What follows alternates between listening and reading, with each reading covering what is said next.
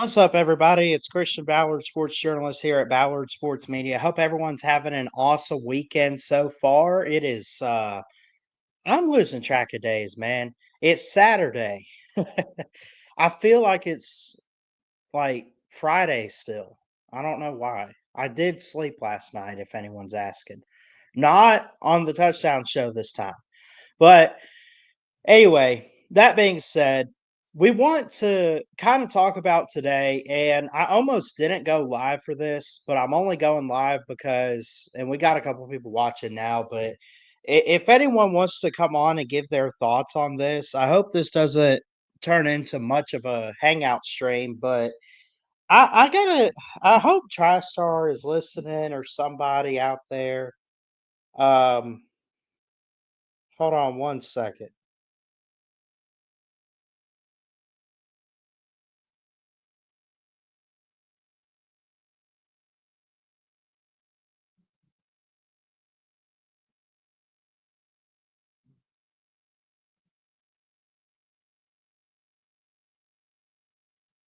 But anyway, so I just texted TriStar. I want to get someone like him on here. I want to get a Tennessee fan in the panel today.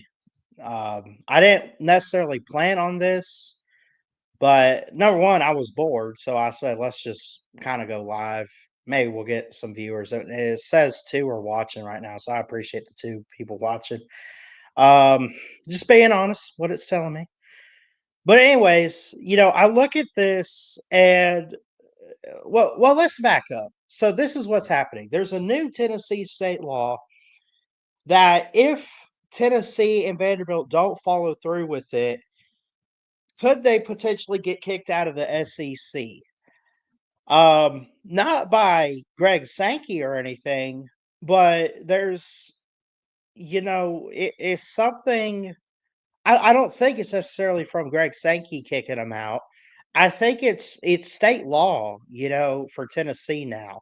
So let's share screen this, and we're gonna read into it. I haven't read too much into it, but it has to do with the NIL. It has to do with paying players. It has to do basically. There's so much going on with paying players, buying players, however you want to put it, in the world of college football today. And now there's a Tennessee state law that if they don't follow it, Vandy and Tennessee could get thrown out of the SEC. And I got so many thoughts on that. Um, but also I don't know where to begin with it. I'm going to drop that StreamYard link at any point. If anyone wants to join, click that link and let's read this article and talk about it for sure. So this comes from the Tennessean, from Adam Sparks of the Knoxville News Sentinel. This was put out just the other day. It was updated 2 days ago. It was originally published on the 20th. Did not mean to hit that. Hold on. Um, this Where's that article? None of this is it. Hold on. I'm gonna try to get that article back real quick. Bear with me. Um,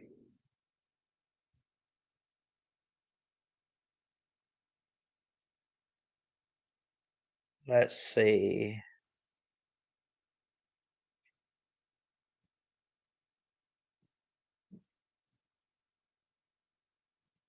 There's a lot in the news, by the way, about Tennessee right now, and it's not all bad. I mean, obviously they're talking up baseball and stuff. Um, anyway, I did read into it a little bit, but I think what it was saying was if they don't basically if Tennessee does not stop buying players, they could get kicked out of the SEC per a state law. Now, keep in mind, Greg Sankey, the SEC commissioner, never came out and confirmed any of this. He's not the one pushing this. He's not, you know, he's not the one, right? This has to do with but this has to do with Tennessee. This has to do with the state. This has to do with, uh, I mean, there's so much that goes into this. I'm gonna try to find this article again because it kicked me off, but I'm gonna find it. This was put out like just a couple days ago, yesterday, whatever. But if anyone wants to come on, feel free to hit that link. I don't care. Uh, here's what I'll say without really reading much into it. I think I get the basis of what they're trying to say. Stop paying players or you're out of the SEC. If Greg Sankey said that, that would make more sense because he's in charge of the league. He brought in Oklahoma and Texas. Um, I'm trying to remember how long he's been the commissioner, but I think he even brought in back in the day Texas A&M and Missouri back around 2012, 2014, whatever. But if Greg Sankey came out and said it, you're like, okay, cool, whatever. But even if he came out and said that, I know we could get on here in this community and talk up Tennessee and rip on Tennessee and Vandy's not good and all that. I just I would honestly like it would kill me to not live in a world where we have like if Tennessee and Vandy ever get kicked out of the SEC, it would kill me to live in that world. Why? I don't know. Probably because of big rivalries like Tennessee Vandy. Now they could be rivals somewhere else, obviously, but you got Tennessee Georgia, you got Tennessee Florida, Tennessee Kentucky, Tennessee Alabama. I'm gonna be honest. I don't know the main other rivalries for Vanderbilt. I think they always play South Carolina. Yeah, I mean, they play Alabama on a every other year basis or whatever. And that's not necessarily a rivalry, but it obviously it's been a big game lately, as of last year. But I just I don't know, man. Something would just seem off if the Vols and the Commodores got kicked out of the SEC, regardless of if it's a state law or if they just decided to leave, or it just would like it would seem weird, right? Seem weird. Here's an article we could go off of here. This is from Sporting News, Andrew Hughes. I'm gonna pull this one up. We'll read it. I was able to find another article on it, but let's kind of read what this says and dive into this. Vanderbilt Commodores, UT Vols football programs face expulsion from the SEC over Tennessee state laws. um, As the Knoxville News Sentinel's Adam Sparks revealed, and that's, I believe, who originally put it out. There is a document circulating demanding that member schools of all Power Four conferences waive their right to sue the NCAA if there are disagreements with implemented NIL rules. So this isn't even just going for Vandy and Tennessee. However, regarding just those two teams, the state of Tennessee, again, not the SEC, just the state of Tennessee is trying to make it a law where you have to abide by the NIL rules and regulations. And if you try to sue over it, you're out of the SEC. That's what the state of Tennessee said to Vandy and the Vols, at least. Um, that's what I had read about a state law. Now, Sparks in this article, um, the Knoxville News Sentinel's Adam Sparks revealed there is a document circulating the demanding that member schools of all Power Four conferences waive their right to sue the NCAA if there are any disagreements with implemented NIL rules. If Vandy and UT don't, I'm not even going to try to pronounce that word, but let's just say cooperate. Sparks reports that the SEC can remove them. A new Tennessee law, this is what he wrote, a new Tennessee law triggered the power conferences of all sports or of college sports into demanding member schools like the University of Tennessee and Vanderbilt to sign a loyalty pledge over new player pay rules or face possible expulsion. Um, Now, look, I get this. I know what this is. This is coming from the whole Nico thing. I guarantee you they're looking into the whole Jeremy Pruitt situation from years ago. Um, but this is like, I understand if you want to crack down on stuff like this, that's fine. But kicking them out of the SEC is absurd. I think. I think that's just a little harsh. I mean, kind of, but I mean, well, I get there's got to be some sort of punishment here if they don't follow the rules, and they are rules that need to be like implemented. However, you're talking about some founding members of the SEC getting kicked out because they didn't follow some rules. Where else are they going to go? Let's read on. The document is being circulated by the ACC, the Big 12, the Big 10, and the SEC. Um, It demands that member schools agree to follow the new rules involving paying players despite state laws giving them freedom to circumvent the rules. And the pledge also requires schools to waive their right to sue the NCAA or conferences if they disagree with the implementation of those rules. Now, look, I I get you don't want to be sued and everything. Why are you telling them to waive their right? Now, it's hilarious when we see like Florida State not getting the playoff and they sue their own conference and athletic department and stuff. That was hilarious. Like, I feel like personally, this almost feels unconstitutional, does it not? I mean, in a way, and I'll get to why in a second. By the way, hit that thumbs up, subscribe if you're new to the channel. I appreciate it. I dropped that StreamYard link if anyone's watching and wants to come on and give their 2 cents on it. But isn't this taking away like freedoms in this country? Like freedom of speech and how you feel about stuff? Now, look, I'm not going to get into the whole feelings matter type of deal, but I do believe in the Constitution and freedom of speech. And you're basically telling them to shut the hell up. Honestly, that's what you said. If something comes up, no matter what, you cannot go to the NCAA. You cannot go to the conference of the SEC. And by the way, it goes for the ACC, the Big 12, and the Big 10, as we read. It goes to them too. No matter what, you have to waive your right. You cannot sue your conference. You cannot sue your school. You cannot sue anybody.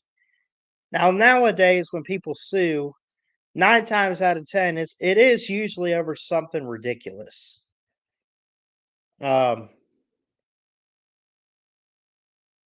it also mentions President Donald Trump has formed a committee spearheaded by Nick Saban and Cody Campbell, a former Texas Tech player. Um, here's the thing, I don't know if this is coming from a side of Saban and Donald Trump. And even if it was, I still kind of see it as ridiculous. Someone please in the comments, if you're watching this back, if you're watching it live, someone please, like, even I dropped the stream. I'm like, look, come on here, tell me why it's not ridiculous, because I'm having a hard time figuring that out. I understand you got to play by the rules. That's not the issue. That's not me saying, "Oh, they don't have to play by the rules because 'cause they're special." I'm not trying to say that. I think the rules are kinda ridiculous. Now well, not necessarily. I understand paying players and stuff, you wanna get rid of that. Why not just put them on probation? Why do they have to leave their conference? Where else would a team like this actually fit in? The Big 12? Doubt it. The ACC? You gonna trade teams with Florida State or something? Georgia Tech? I don't know. Big 10 is what they're saying, actually, that now that I remember it. I just you know how weird this is getting with all this realignment stuff, and now you're taking it a step further to say you're gonna forcefully, like, force 2 big time programs like this out? And when I say big time programs, I mean, like, it's not because of what they've done, but what the SEC has done with teams like this. It just seems right that they stay in the SEC. My personal opinions here. I'm not stating facts. Maybe you could, if you agree and want to say it's facts, that's fine. I'm just voicing my opinion on here. But again, this new state law, here's the thing. I'll take it a step further. I feel like it's not just going to be a law in Tennessee. Is it possible it goes to Alabama? Is it possible it goes to Florida? What about Georgia? How does this impact the Bulldogs in the SEC? What about the ACC? Is it possible this takes further steps to where other states jump on this board and bandwagon and say, "Yeah, that's a good idea. If they don't play by the NIL rules, we could kick them out of the conference."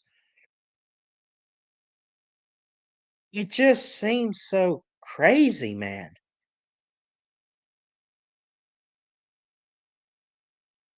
I don't know. I feel like it's crazy. I feel like Tennessee and Vandy belong in the SEC. Forget all-time record, forget the 1998 trolling, forget the whatever, forget that. It just seems like they fit. They are Southeastern teams. They are big time programs, at least in the SEC.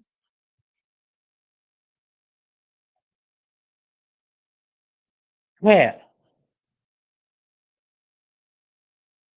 there's got to be a video or something on this that we can react to, right? I think. I would hope. I mean, maybe there's someone verbally explaining it, but that's pretty much it on this article here. I don't know, man. What's everyone's thoughts on this? Whether you're watching it live or watching it back, like, do you have any thoughts? Because I can't be the only one that disagrees with this.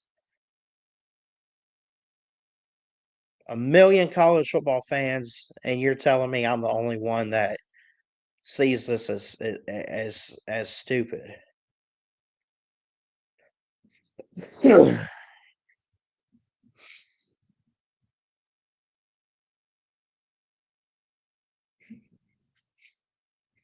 Let me see.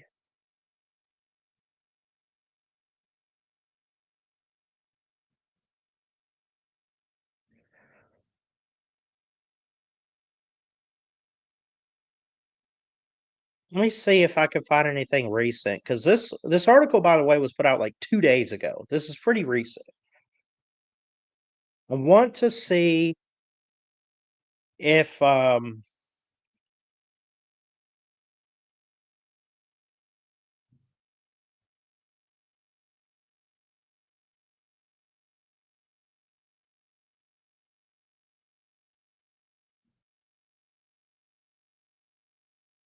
don't want the Nico stuff. Let's see what this George Plaster. I've never heard of this guy, but he's from Nashville. I want to see. Um, I guess Adam Sparks put it out. Uh, what he had to say here on the George Plaster show. I'm gonna play this. I'm gonna drop its link too. Um, I guess I'm curious what they had to say. both Tennessee and Vanderbilt playing today. And Billy, that leads us to surely to God you have something in this update. Excuse me? Surely, Do you have any? surely to God. Do you have anything in your update? Yay. The first time, and there was a guy behind our stand saying, "Give us our stuff back," and I'm like, "Oh my God, what is this dude doing?" But you know, he was willing to give of himself. There's no question about that. Now I know he had some demons and all that, but he you know, he was, when I was around him, man, When are they going to get to talking about that stuff? Hold on. Maybe not. Anyway, I can't find many videos on it yet, but I'm sure. What's today? Saturday. So tomorrow's Sunday. Josh Pate will have a show. He might talk about it.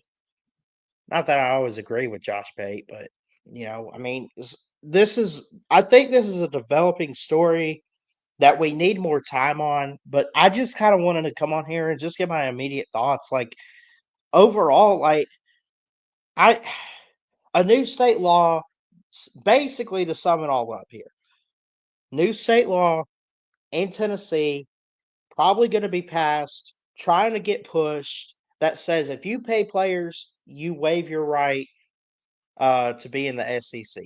At least what it's saying. Now, again, you come to the whole Greg Sankey thing. You come to the conference as a whole. What about the other members? Are there other teams willing to unite together, stand their ground? Yes, paying players, buying people, NIL, all this stuff is kind of crazy, and some of it's wrong.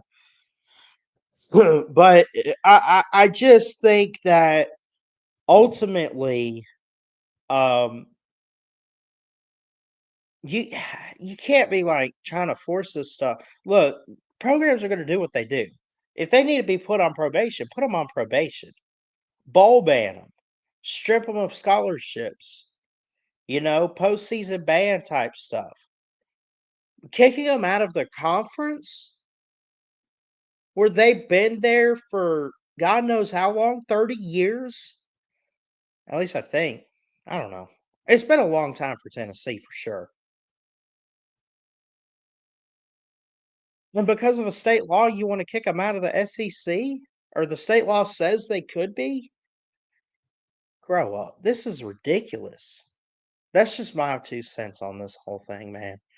I don't know. I just. Kind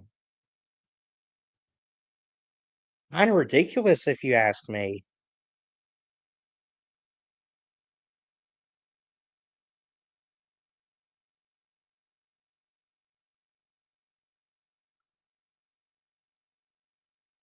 I don't know. This should have been something I didn't even think about it. I should have talked about this with Mayhem last night. I really should have. I needed someone like him give his thoughts. But yeah, I don't agree with this. I just don't. I do not agree with trying to kick teams out of their conference because they refuse to follow a state law. Now, again, it depends on the state law, but basically, like, why is it up to the state of Tennessee to determine whether or not Vandy and the Vols stay in the SEC? I think that should come up to Greg Sankey and people in college football. Leave the politics and the state government out of it. I've had a cough this week. It's been killing me. Sorry about that. I hope y'all can look. I'm not doing this to try to get people to necessarily agree with me. I'm just voicing my opinion. If you agree, thank you. Great. Glad we see eye to eye. If you disagree and you watch this back, please put in the comment section why you would disagree in a respectful and kind manner, and I'll be happy to reply. Uh, if you roast me and get on my case, I'll get on your case too. I don't know. But I just like Man, this is just insanity, in my opinion. That's my 2 cents. Anyway, I love you guys. Jesus loves you. I hope y'all are having a great weekend. Um, yeah, we will be here Monday for the Christian Ballard show. Well, will we? It's Memorial Day. I know that. Um, yeah, yeah, we'll do the show Monday, Memorial Day. 9 a.m. Central, 10 a.m. Eastern time. Be here. Uh, well, you know what? Let's not end it just yet. We got No, TriStar we're on here. I'm no, glad you glad you are showed up. listen, I seen What's that up? text you sent me. You we are not about Yeah. to end this thing. We're just getting started, son bitch. And here's the thing, All talking right. about being nice and respectful, the hell with that. Okay, listen, I'm coming here to be a mean and disrespectful. You know why that Right. is?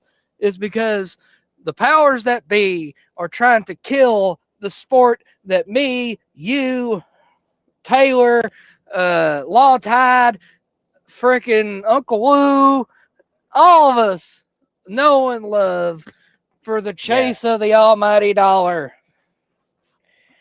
You see, there's some things that me, as working towards a sports journalist, I don't know what to say and what not to say, but I think you did take some words I wanted to say out of my mouth. But continue. Well, see, also too, I'll add this again, We're as I not ending said this show, about by the way. yeah. Let's keep it going. So Ballard, as you've heard me say, Uh-huh. all this is done, and I said this on Vic's show that all this is doing is pricing out the working man. That's all it's doing. That's all it has done. Yeah. And the thing that really just sucks is, like I had said in Vic's show the other day, the first Tennessee game I went to in my life was 2003. You can go on YouTube, it's on there. You won't see me, but I was there. I was in the upper deck on the south end zone by the river. I can't remember the exact seat or section, but it was on the now the visitor sideline, but the upper deck towards the corner of the end zone. Yeah. It was 2003 against Vanderbilt, Casey Clausen's final game in Neyland Stadium. We won 48-0, I want to say, or 48-7. That was our 10th win of the season. Um, those tickets for myself and my father were a combined $40. Now, Wow. for a Vanderbilt game, you're paying almost 200. Yeah. And this gets into what we talked about the other night too. We talked about all those weird ticket prices and TV Mm-hmm. deals and stuff like that. Yeah. Oh, And how yeah, crazy it's getting. Yeah. and the other thing that's really hurting is everybody thought when we got this college football playoff back in 2014.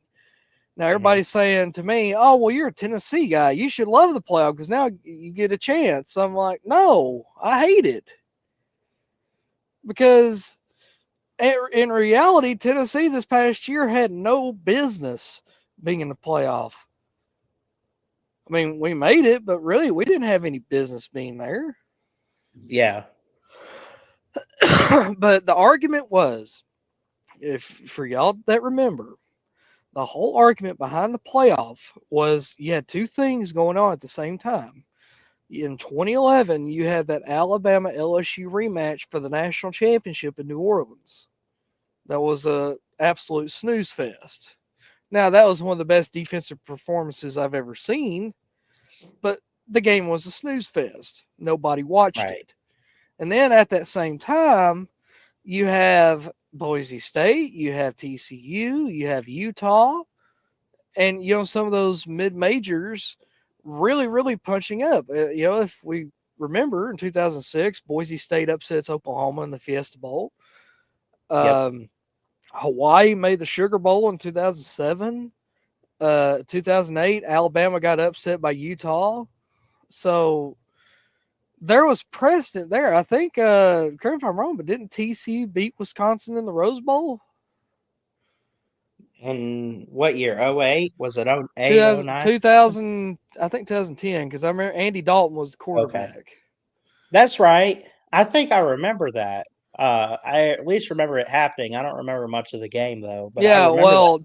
TCU won that game, and that was the whole argument. Is like, that way those schools get a shot at the national championship and not just your Right. usual suspects.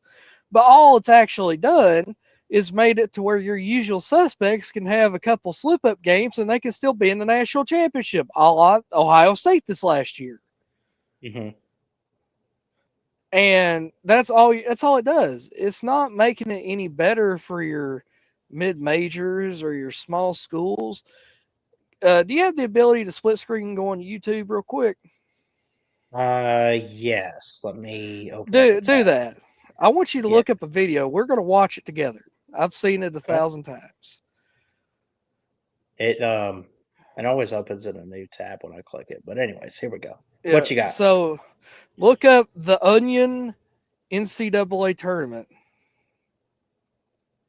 The There Onion it is. NCAA tournament. Yes, it's a parody, but go Okay. down there. NCAA expands right there. That's that one right This there. first one. All Yeah, just right. watch it and tell me this does not sound like people's arguments today. All right. Obviously, skip over the ads. Nobody. Big ideas. The hell with that This baby. said NCAA expands March March Madness Madness. to 4,096 teams. Just watch it and tell me this does All not right. sound like people's arguments for the playoffs and playoff expansion and realignment and all this today. When was it? When did this come out? By the way, go back out. When did this? When was this released?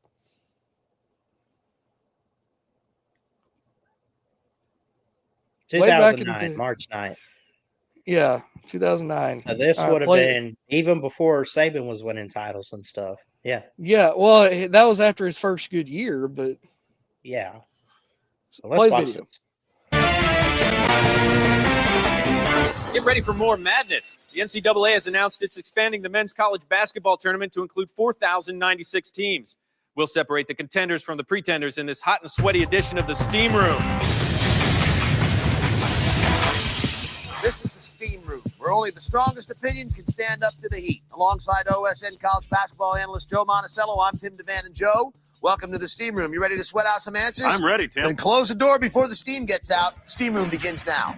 Joe, is this a good move for the NCAA? Great move, Tim. I love this idea. There are just so many quality teams out there that lost a tough game, couldn't get over that 5-win hump, or haven't even played a game yet this season. And it's great that the league finally let them all in. Now, Division II and III schools will be let in for the first time ever. Is this going to bring down the level of play? Absolutely not. Arkansas Tech had a great year. So did Flagler. So did Emporia State. Let's turn up the heat and talk about Eckerd. Look out for Eckerd. They got a full roster, and they're having practices. So the league then will get to air an extra couple thousand games, and we're going to get college hoops all the way through June. June madness. I like Are you kidding me? It's great. I mean, but this is really for the fans. Sure. I mean, they get to watch up to 500 games a day on OSN2 and OSNU. Time for some predictions. The Central Kansas region's got 300 technical and vocational colleges. Who's your pick for the 637-678 matchup? Well, I have to tell you, I really like the Online University of Liverpool. Do you think they can take the region? Oh, no. I think that's going to go to the Xenon International School of Hair Design. Oh, the whole town of Topeka was crazy for Xenon International. Unfortunately, they lost their star player, Cody Beek, last year. He Shame. graduated and became a barber. But they still have a very talented core, and I wouldn't be a bit surprised to see them show up in the fantastic 512 or maybe even the tremendous 256. All right, Joe, let's feed the boiler and get things even steamier. It's time for the final sweat. Can you handle the heat? I love the heat. Despite the NCAA's best efforts to include everyone, there are still some teams that got left out. Right. Who's going to be missed the most? Well, I would have loved to see Oxnard, California's advanced truck driving school compete, but Sure. unfortunately, they didn't get their registration in for the tournament in Is that time. right? Their coach misplaced the application. Terrible. So 4,097 slots Hey, next year. why stop there, right? Damn it, I love college basketball. We know you do, Joe Monticello, and you have survived the steam room. Open up the door and get yourself some air. Thanks, guys, for cutting through the steam. Up next, an NCAA women's basketball star tests positive for baby.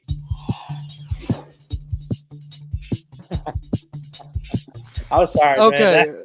That is okay. some of the funniest stuff I've heard because that seems Okay. like Does that not sound like the arguments today? I mean, it seems like arguments I've heard over many years, honestly. I mean, I feel like I've just heard some stupid stuff like that, even in actual March Madness. But yes, today, yeah. I mean that, yeah. And obviously, if you don't know, The Onion Like is a you get a spot, parody. you get a spot, you get a spot. Yeah. Yeah, I mean, like, why stop there? I mean, why not start including your t-ball teams and your rec league teams, and I don't know, like, I don't know. Is there any church softball teams around Coleman, Alabama right now? No, but we got ultimate frisbee at my church if you want. Okay. Well, then the church, the First Baptist Coleman frisbee team, ultimate frisbee team, can play in March Madness. I mean, Yeah. Yeah. again, that proves my point. Like, at some point, there's got to be this cap Oh, yeah. of, like, okay, listen, I understand, but like they say in the video, the teams that couldn't even win 5 games.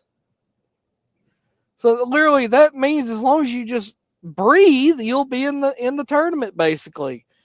Am I in the tournament, TriStar?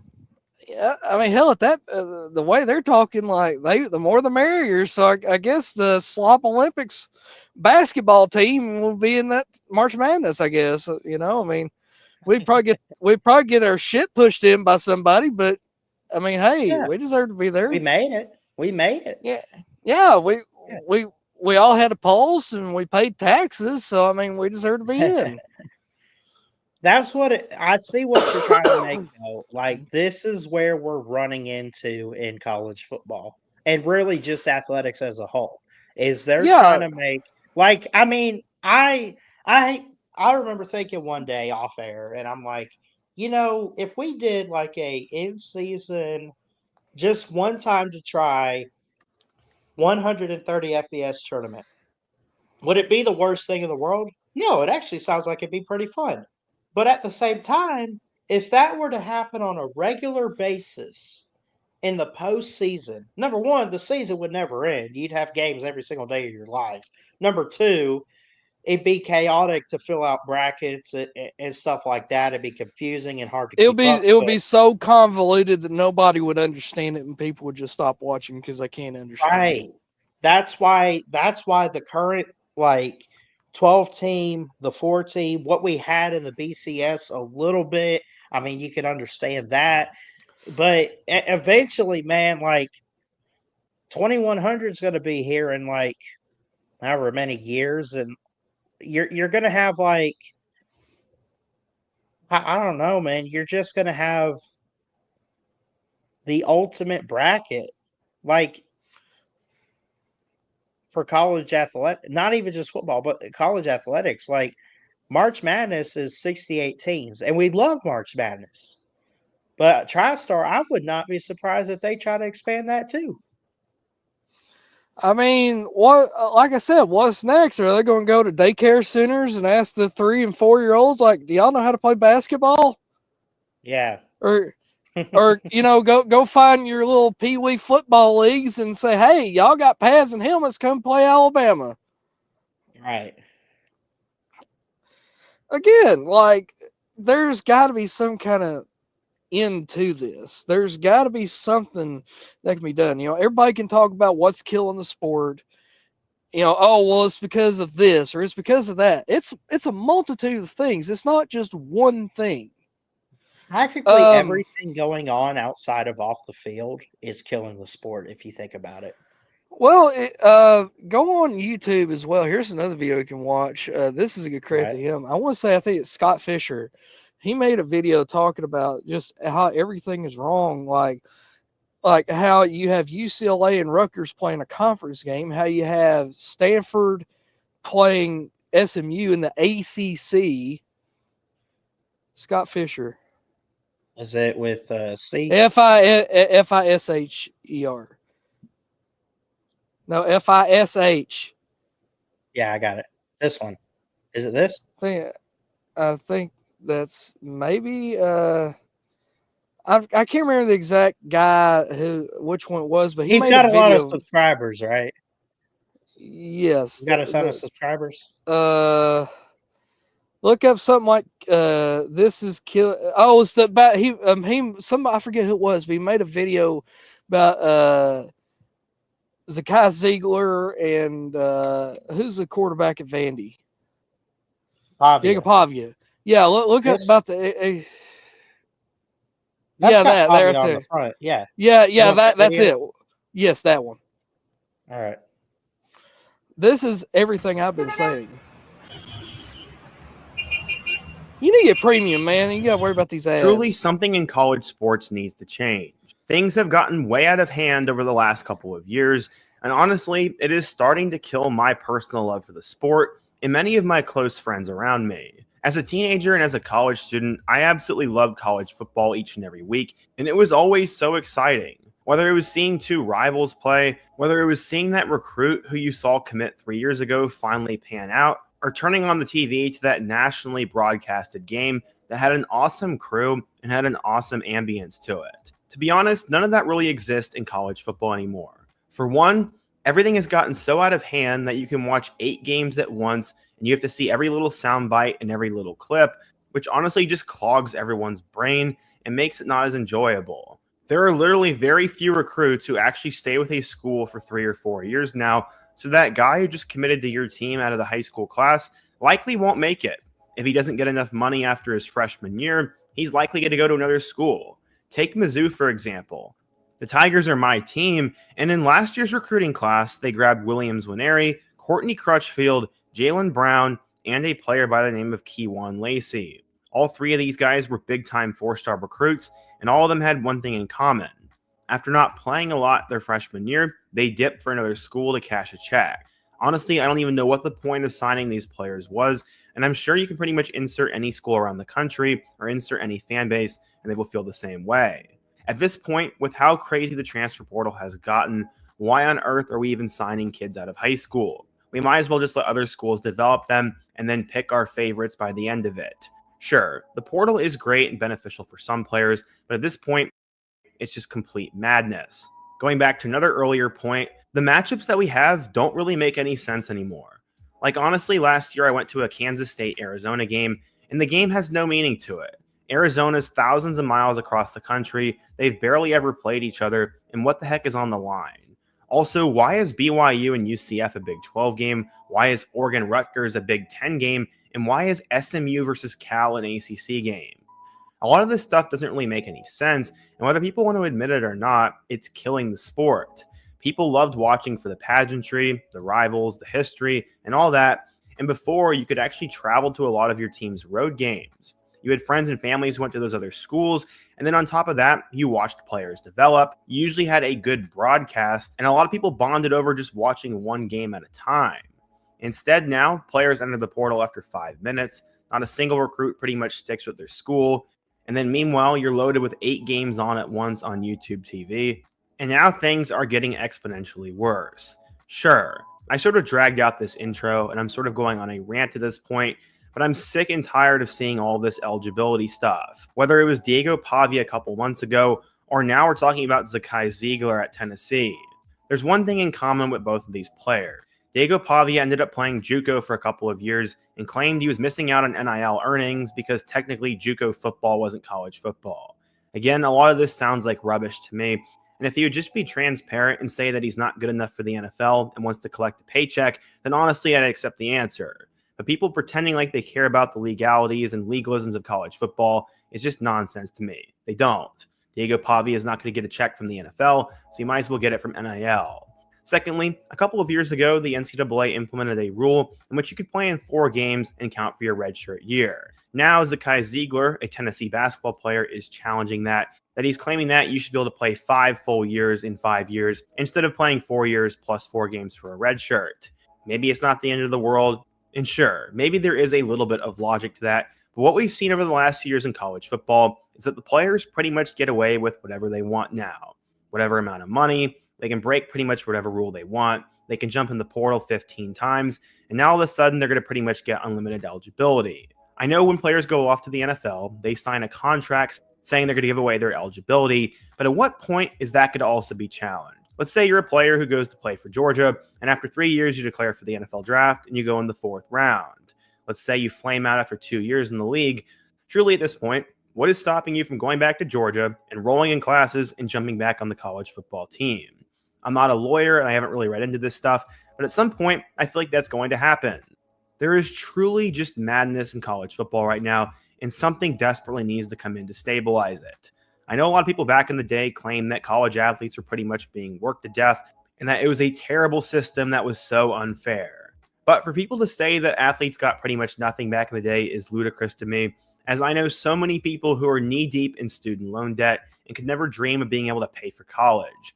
Not only did these players get free tuition, but they had all the opportunity in the world to advance, the connections, the staff, the food, the weight room, and then on top of that, they had an opportunity to go to the NFL. They had an opportunity to have everyone around the country know who they were. They're on TV pretty much each and every week, and millions of people adore these guys. To say that they got nothing out of it is just absolutely ridiculous in my eyes. But instead of somewhat meeting in the middle, we decided to go the polar opposite direction.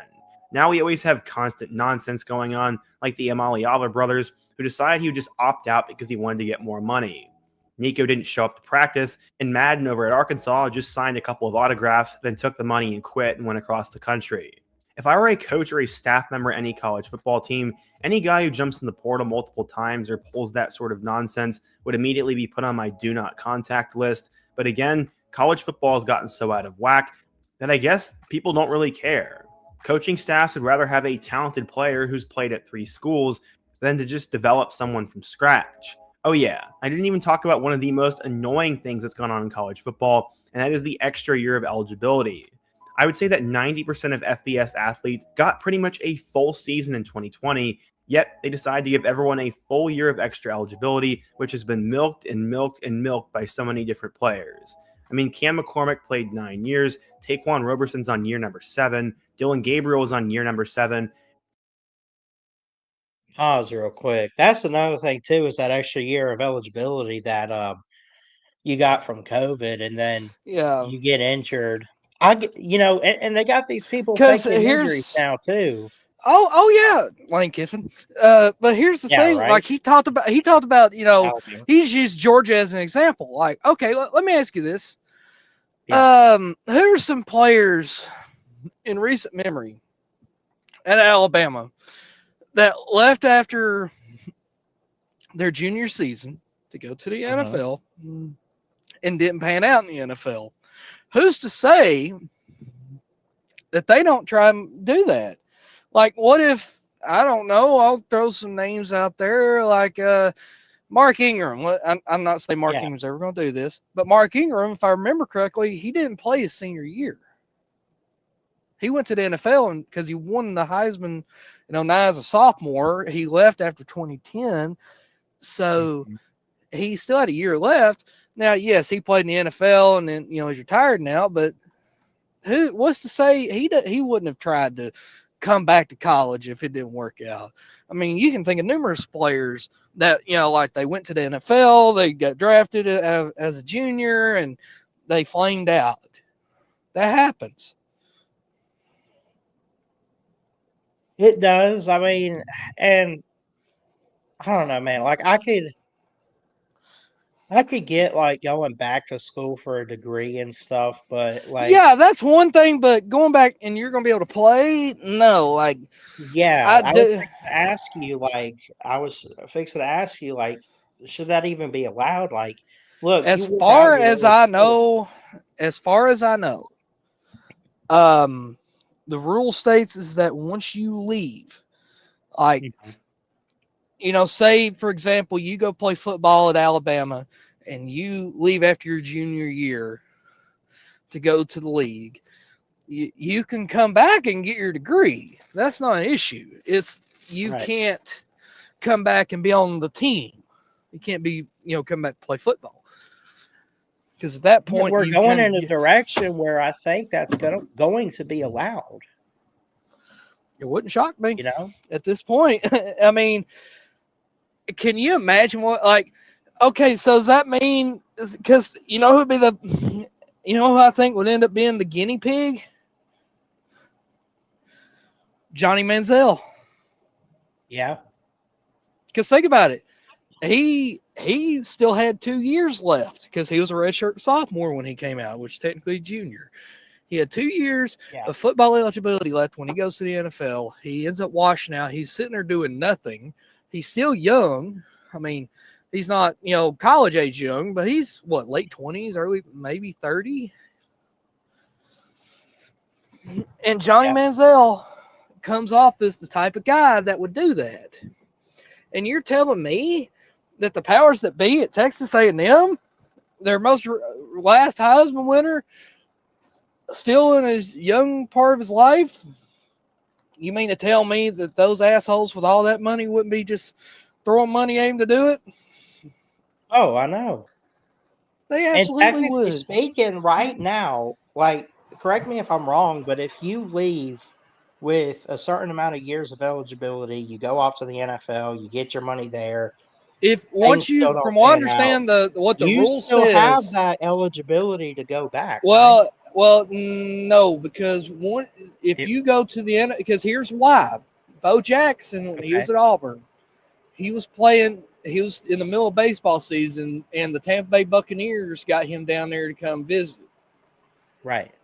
And that was seen like, okay, you're going doing the thing for the draft. They ruled him ineligible. The NCAA did. So he was not able to finish his baseball season. Okay. So, yes, it's considered once you go to the NFL or the MLB or NBA that you basically forfeit those years. Yeah, because I mean, think about it. Like when you sign a contract, you sign a contract, and you got to live by it, And I guess like there's nothing that college can even do. Like you're under the NFL's rules now. There's nothing the college could do to get you back. There's nothing they could do to help you. And I don't think. I mean, the NFL would. Yeah, but that's what I'm saying. Like, I could absolutely see somebody trying that, and the first guy that comes to mind for me is Johnny Manziel because of the simple fact he's still young enough, and he played at A&M, and he still had 2 years left, and I could see them trying to do it with him. I could absolutely see that. Whether it will be allowed, though, that'll be something different. Yeah.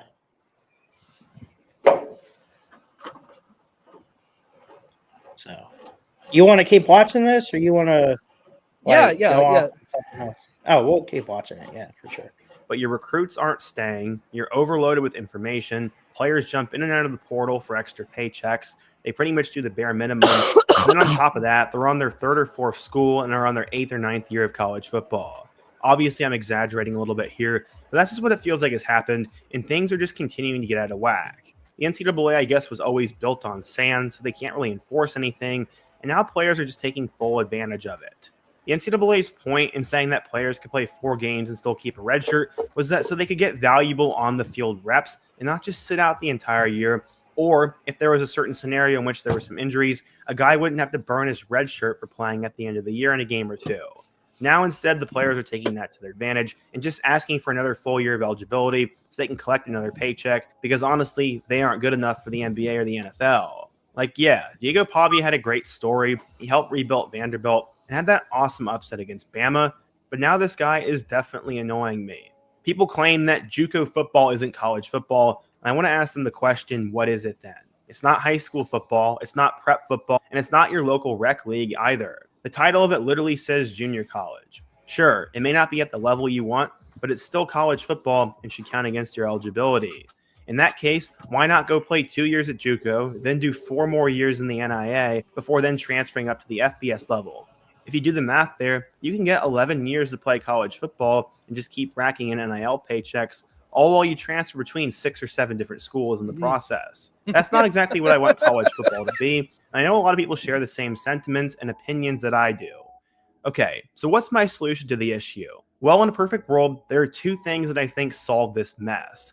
One, there absolutely has to be contracts. If you're a player who decides to transfer from Alcorn State to LSU, I think you should sign a contract, and the only way of getting out of that contract would be to pay something. You know how it works in the real world, like when you have to break a lease and you have to pay a bunch of money to get out of it? That's what should happen in college football. maybe we don't put limits on the amount of times you can transfer, but when players all of a sudden have to start paying money to get out of contracts to transfer, most of them are going to stay put. And guys coming out of high school, if they sign contracts, aren't going to want to leave. That's that part's interesting. When he said he just said you don't put limits on how many times you transfer, but if you put like contract limits and stuff like that, I mean, Yeah, well, that's he's talking about putting like buyouts, right. Kind of like what which coaches have. well, yeah, like for example, if say Kalen DeBoer, since you're an Alabama guy, say Kalen DeBoer takes the head coaching job at whatever university. Whatever university, I'm not saying that's the actual name of the college, I'm just using it as an example. Right. Whatever university would have to pay the University of Alabama whatever his contract buyout is, or Kalen DeBoer would have to pay that out of his own pocket. Right. So Alabama still gets their money, no matter what. Yeah. Yes. So Yeah. basically saying that the argument would be is if, say, for example, we'll use Nico. Nico transfers from Tennessee to UCLA. Mm-hmm. They could say, okay, well, you can do that, but either you or the collective at UCLA is going to have to pay a buyout. To Tennessee? Or wait, hold on. Let me think about this. I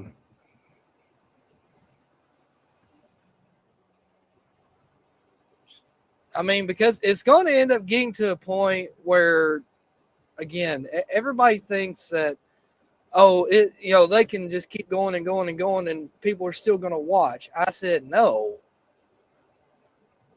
There's less people now watching college football than there was 20 years ago.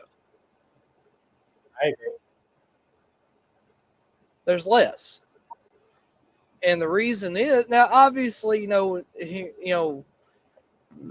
people might say, well, in Chattanooga or Knoxville or Atlanta, no, most people are still watching college football. Like, yeah, but you're talking about the areas where the ratings have always been very good. But look at the West Coast. There used to be tons of college football fans out on the West Coast. But, since you kind of clipped the balls off the Pac-12 and all those teams on the West Coast, I mean, you don't have as many fans out there. Well, you don't have, I mean, they're screwing with tradition and what helped, what they're doing. And what helped, well, let's not forget, until 2016, there was no professional NFL teams in Los Angeles. The only thing resembling that was USC and UCLA. Mm-hmm. That was it. You either had to go down to San Diego or you had to go to Phoenix, the Arizona Cardinals, or you had to go to the Bay Area and Oakland and San Francisco. Yeah. For your NFL fix. So that kind of inadvertently killed the fan interest of USC. But there was a period there, especially kind of late 2000s, like 2010, 2011 era. I would argue pound for pound, the Pac-10, Pac-12 might have actually been the best conference in college football from top to bottom. Because think about this, you got USC is still at the height of their power. You've got Oregon has come up. They're the flashy new school and all that stuff. UCLA was decent. Stanford was coming off. They got Andrew Luck and all them, and then you got Cal. They're doing some things. They just had Marshawn Lynch and Deshaun Jackson go to the NFL. Now. Arizona and Arizona State Arizona State had been good recently before then. Arizona had been a while. But that's my point, though, is that kind of from pound for pound, top to bottom, the Pac-10 was a really good conference. Yeah, it was hard to find like a really, really disappointing team. I mean, maybe Cal maybe your had some Washington bad years, States or your but Oregon State, but outside of Washington State and Oregon State, those teams were all good. They had yeah, good talent. But again, what has happened is, and this is proven true, is that you're going to start seeing it. I think with those teams, especially on the West Coast, it's going to be harder and harder for those schools to get the talent that they used to have. Because who in their right mind is want to go all the way from the West Coast all the way to Pennsylvania for a conference game? right. I mean, yeah, Oregon is getting great talent right now because, Dan Lanning is a great coach and he's a great recruiter. But it's only going to last so long before they realize, what it's going to look like for them once they get in that program. Yeah, and Not right that now anything Phil crazy Knight. going on, but it's Well, see, also too, it helps you got Phil Knight throwing just basically a blank check at you. yeah, So, for people who don't know, if they don't already know, Phil Knight, the owner of Nike, is an Oregon alum, and he's donated hundreds of millions of dollars to their athletic department to try to win them a football national championship. yep.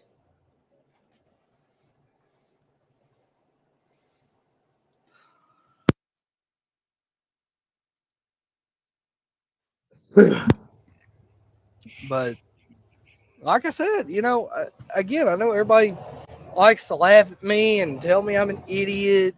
I don't know what I'm talking about. But as you see, I'm not the only one saying it. Yeah.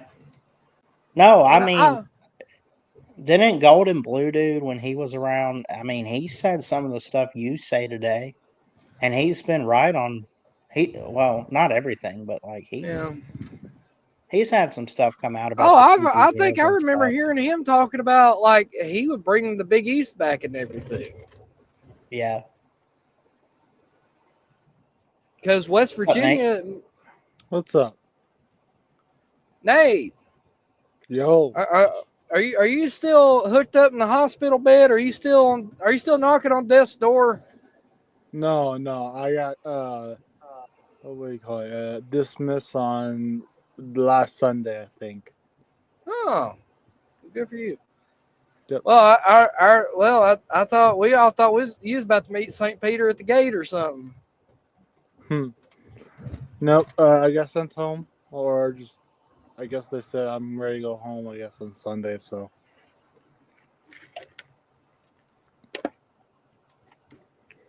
Well, good. To be honest, my back has been pretty amazing right now. After what's up? Wait. You said you got your back blown out? Well, that's what was the surgery about. Yeah. Oh, good lord! What the hell are they doing up there in Omaha? Why are men getting their backs blown out in Omaha? Well, it's not blacks blown out. It's just a tumor. You just said that. Wait, Nate, you just said Yeah. that you had to have surgery because you got your back blown out in Omaha. I didn't. Well, okay. Let me rephrase that. I had a tumor in my back that was making my back. I don't know, just throb, I guess, and hurt. Well, I'm sure that wasn't the only thing throbbing. But no, that's what was the spine doctor said. So.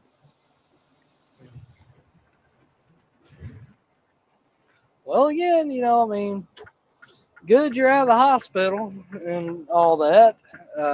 Good for you, and just make sure you don't be getting your back blown out anymore. Yeah, hopefully I don't die either. So. Now, was it worse or better than the blowout that TCU took in that championship game a couple years ago? Anyways.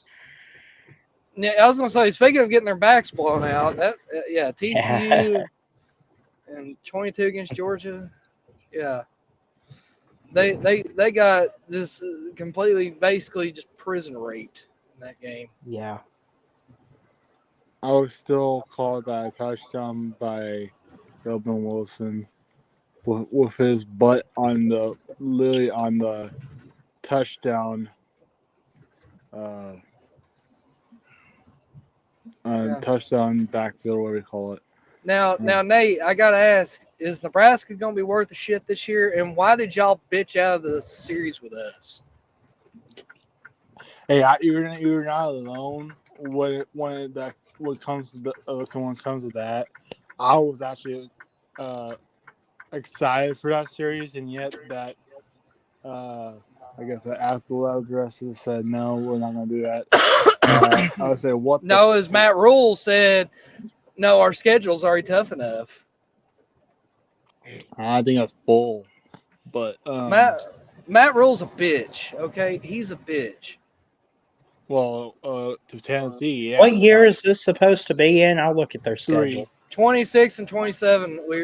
We were supposed to go to Nebraska next year, and then 27 they were supposed to come to Neyland for the first time ever. Well, what I heard is the Tough athletic enough, director. my rear end. Okay, look at his schedule for 26 Nebraska.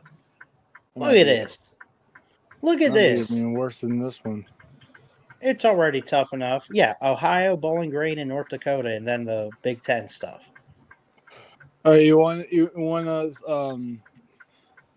I think some sort I think of where I think on some short I think he said about scheduling big Power 5 teams, and he said there's no reason. No, I didn't agree with this one bit, but I did want to listen to what he had to say. But I think he said something like this: we don't have to schedule one Power 5 team or 3 Power 5 teams, and non-con. I mean, if you have like all your Power 5 teams in a conference, it's like. Well, I'm just gonna let you know, Nate. That's not what I said. That's not what I said. I know, but Nate, I'm just here to let you know though now that Matt Rule made me hate Runza. Okay. Clemson. Runza. Oh, I'm sorry. I used to love Runza, but now Matt Rule made me hate him. I don't ever want to eat it again because he doesn't own it, right? I know that, but he is the coach of Nebraska, and that's what Nebraska is famous for outside of football, is Runza. I mean, that is true. And actually, it's actually all. I don't know if it's popular anymore, but they actually Nebraska actually make or invented Kool-Aid. So, well, and in the words and in the words of New Jack, I hope somebody finds Matt Rule and slaps him, and then the bull butt fucks him. I don't blame you. So they canceled this Tennessee series for NIU and Miami of Ohio and Northern Iowa for 2027. Yeah. And like we just saw, like what they don't want to play the big boy. See, this is why I said the SEC is better than the Big Ten. No, well, yeah, right now they are, yeah. Well, here's the thing. Right I hate now, this all SEC time. better Big Ten bullshit. It's individual teams. I'm sorry. Ohio State is better than Vanderbilt, okay? Right. Doesn't necessarily speak on the conference, that just speaks on the team itself. But yeah, I think that was BS when he did that. So I don't know if he did that or just athletic director. I have no idea. Who's in charge of the It was a bunch of bullshit. It was bullshit. No, you didn't say it right. It's a bunch of bullshit. It's a bunch of bullshit. Better? That's right. Okay.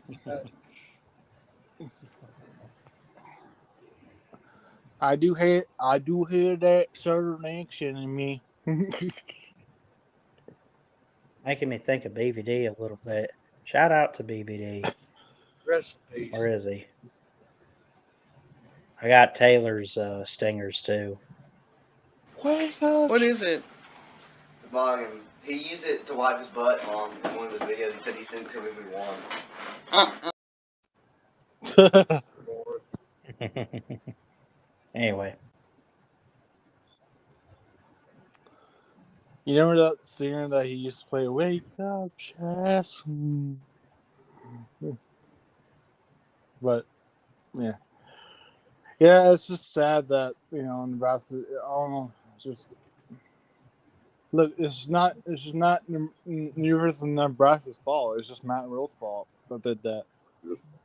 Exactly. That's why I say Matt Rule is a bitch. Yeah. I'm not saying the fans of Nebraska or the people of Lincoln and Omaha or North Platte or Kearney or Scottsbluff, it don't matter. Or hell, South Sioux City, Nebraska, or Council Bluffs, Iowa. I ain't talking about them. No. Or the people that work for, or the people that work for Sapp Brothers. He made it where I'd never want to stop at a Sapp Brothers truck stop ever again. Right. I don't think Matt Rule made me do that. Matt Rule made me never want to stop at a Sapp Brothers truck stop ever again. Well, I'm sorry about that. He made me reconsider my thoughts on Tom Osborne being my favorite coach of all time. Now, would he be like a top 5? Matt Rule was Matt Rule the coach the other day that said we should have 40 teams in the playoff? Yep. Yes, Yeah, he said he was oh joking. My God. He said he was joking. Doesn't matter. Serious. He made headlines, but oh hell yeah, it did. Let's just say he's weird and he is weird. It makes me think back to Dan Mullen. He might be the next Dan Mullen, not gonna lie. He might be. But I think he would, hopefully build Nebraska good again, but that doesn't change the fact that I didn't like the moves he did against Nebraska against Tennessee. Exactly. He's a bitch for doing that. He's a phony. A big flat phony. Yep. Because, again, yes, I know what he did at Baylor. I know what he did at Temple. I'm not taking that away from him. He did a great job there, getting those things turned around. But still, the fact that you bitched out of the fucking series with Tennessee, what's next? You gonna bitch out with Oklahoma? What about Oklahoma State? You gonna bitch out of them too? Oh, I mean, it's just funny because, the Big Ten's like, oh, no, we're a better conference than the SEC. Well, not if Nebraska's canceling SEC series. To be fair, most Ohio State, Michigan fans, all them, they don't really consider Nebraska a Big Ten school. Yeah. Well, they're not a Big Ten school. They just rent some space in football. They got the patch, but they got the patch, but I mean, aren't they? They're more Big 12. Weren't they Big 12? Fuck the Big 12. They're Big 8. Big 8, yeah. Well, they don't have Big 8 anymore, but still, I get you. Same thing with Missouri and Oklahoma. They got the patch. They got the SEC patch, but they ain't SEC. Yeah, and plus you were wrong about Ohio State and Michigan fans, Ohio State fans and Michigan fans, or just fans in general of different teams in the Big Ten. They feel like I don't think they hate Nebraska. They just don't feel like that Nebraska is fit for the Big Ten. That's all. Well, they don't fit. That's the thing. They don't. Now they had a couple of years, good years with Bo Pelini, I guess, and I guess Nebraska. Even those two good years of Bo Pelini. Yeah, what the hell happened to Bo Pelini? Look, I think that's he was at Youngstown State the last time I seen him. No, I mean when he was coaching at Nebraska at the time, and all of a sudden he didn't get respect he deserved. He's been winning like 9-10 games a season. That's where. Nebraska fired him because they felt like they could do better. That's probably. He was winning though. I mean, I'll give Pelini credit. He was winning y'all 9-10 games, like a year. And he was what, 4. Because if you go back, remember when wasn't he an interim coach for a bowl game back in 03 and won the bowl game? I'm not So sure. he had 4 bowl wins and 3 losses.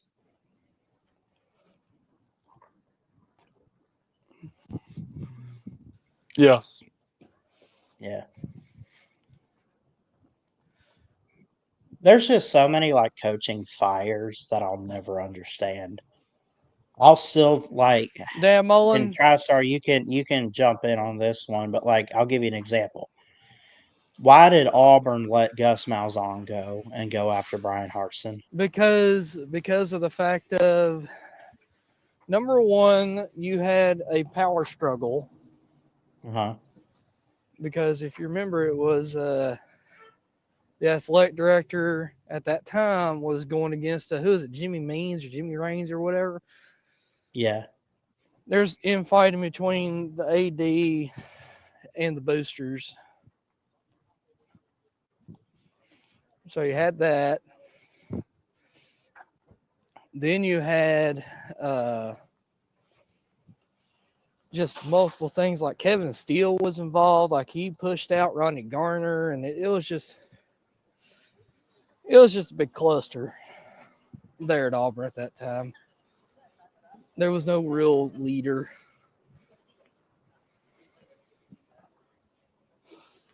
And the powers that be outside the AD did not want Brian Harsin. They tried to fire him, but they tried to find stuff on him to get him fired before the season even started. Yeah. Literally his first year there, he was already a dead man walking. Barring him going undefeated and winning a national championship, he was on borrowed time at Auburn. Fans didn't want him. The boosters didn't want him. I'm sure players didn't give a shit.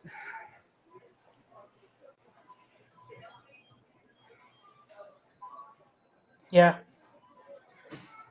I don't know.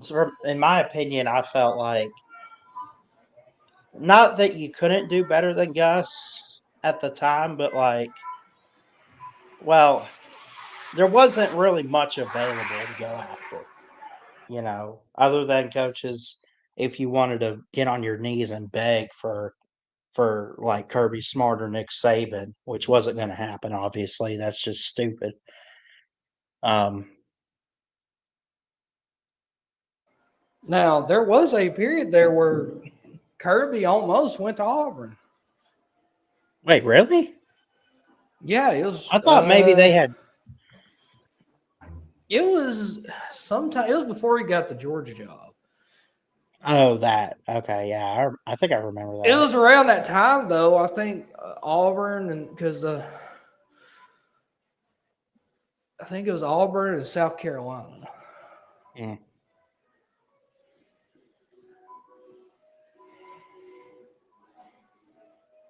I can't remember, but I remember hearing about it though.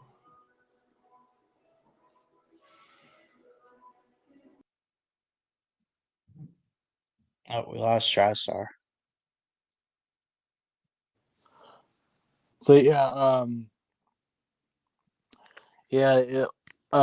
so basically, Bo Pelini was the last, I guess, good coach when Nebraska was, I guess, relevant back then.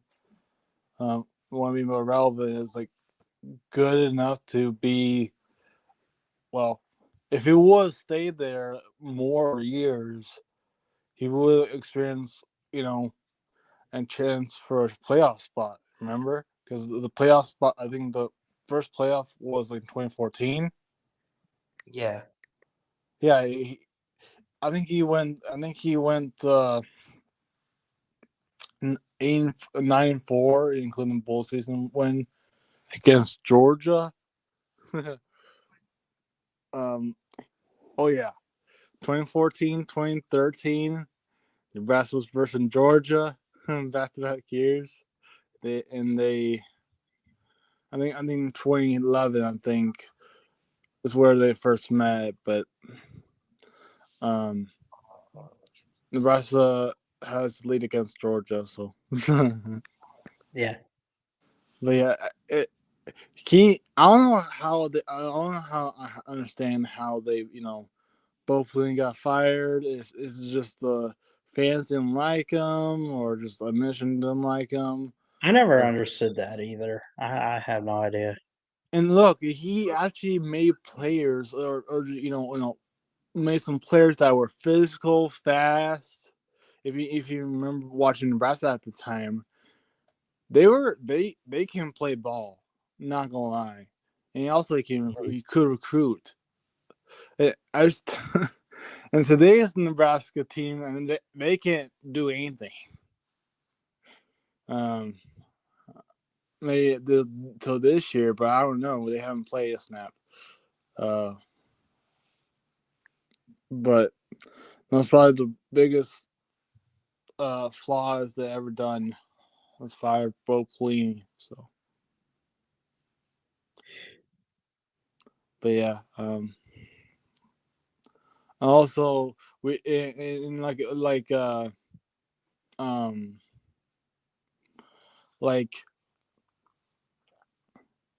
TriStar said about first year coaches. You can't judge about their first year, which I totally agree. And yes, and I'm talking about Jerome more about last year. People have been judging by his first year. Look, Michigan had had its worst year since history, Yeah. and everyone knew that, or everyone thought that when they would be pretty bad, and they were bad. What else you expect? You expect like a 9-4 or something like that type of season? I mean, I'm not you, but just everyone in general that thought Michigan would be terrible, which they were. What you expect? And they now talk crap is kind of a thing in college football, was way worse. And they just talk shit about Michigan, where all the Michigan's mediocre again. Dude, yes, I get that they lost talent from the year before last year, and they were supposed to not be good, and they were not good at all. Maybe they won some games, but including Ohio State and I guess Bammer. Sorry. But I just don't get it. Fans are just weird. Yep. I agree. I It's don't like, know, man. yeah, it's I don't know. It's just sad. It's sad to see where fans are at these days. Like, offense or all across the nation saying, like, nothing just to Michigan, just like to teams that lose in the regular season. Oh, their season is over. Oh, their dynasty is over. I was like, dude, I'm like, dude, you're trash talking a team that either won a winning season or a losing season, but a losing season that had a winning season before that. I don't know, man. It's just You're just too sensitive. Yeah. But yeah, Well, I don't know, man. I came on here.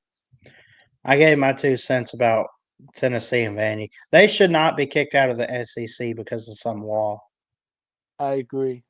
But It is anyway, what it I'm is. gonna let you have the final words because I do have to get out of here. But All right. what else you got today? All I'm gonna say is, I beat Vic 3 times this year, which is in Slab Olympics with Team Pete. I won against online roulette against him on more. I didn't go on the morning show that one day, but that one day for the morning show where Lou asked Vic to guess what color or numbers to win some money. He didn't, and I did for Lou. So, and I think third the third win was outpick Vic. I won 5 wins in a row, and that outpick Vic. So Vic, got to tie out that win, buddy. Wins. So, but yeah. Been called out. All right, later, buddy. Did you do your talent show bit yet? My talent show video? Yeah, it's sent in. Okay. Me too. I So think he's gonna like it. hopefully mine too. I didn't. Oh, anyways, I'll let you go. Have a good day. Right. God bless. Jesus loves you. See you, Yep. buddy. Thanks, Nate. Jesus does love you. Anyway, we'll get out of here. I love you guys. Jesus loves you. Routine, just to say it. But yeah, that is the truth. That is the truth. Hope everyone enjoyed the show. Hit that thumbs up, hit that subscribe button on your way out. Love you guys. God bless. And from a Bama fan, roll tide. We will see you next time here at BSM. Love you.